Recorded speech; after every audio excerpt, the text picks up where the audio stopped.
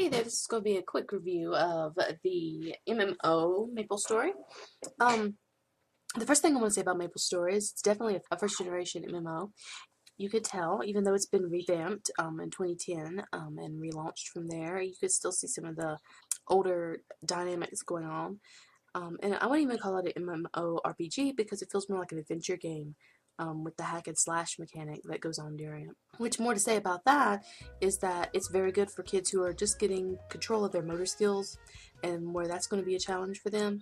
Whereas older players may find it a bit repetitive and tedious and a bit easy compared to a lot of the games that are marketed for older audiences.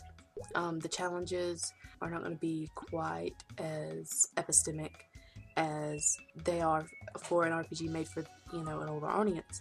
So this is one concern that I have with the game, but this on another level, this would be great for children who play the game.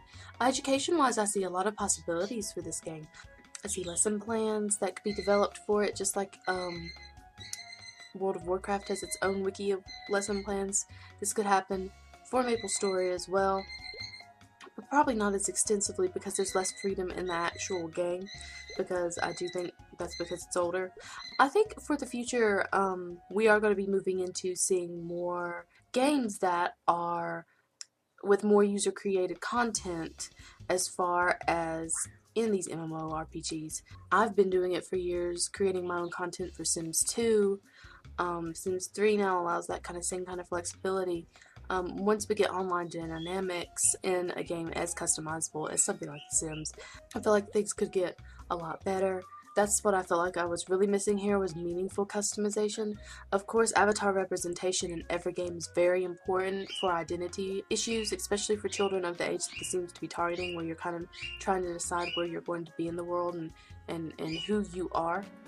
Picking these identities, of course, is very important for children, but I saw lots of potential problems with introducing this in the classroom, such as, just like in other Nexon games, you can get married and things like that, and I could see the middle school drama unfolding around a divorce in Maplestory, for instance. So overall, I feel like this game has a lot of potential for uses, but it's probably not something I would use extensively. The world tours was where I really saw a potential to discuss what cultures are represented as, and is that really true life, and what are our stereotypical depictions of culture, kind of unfolding that around it instead of doing the usual middle school trump through stereotypes and considering it a lesson on culture. So I thought that might be an interesting thing to do. So overall, I feel like this game has potential, but there are better RPGs, better MMOs, better MMORPGs to be found out there for teaching. Thanks for listening.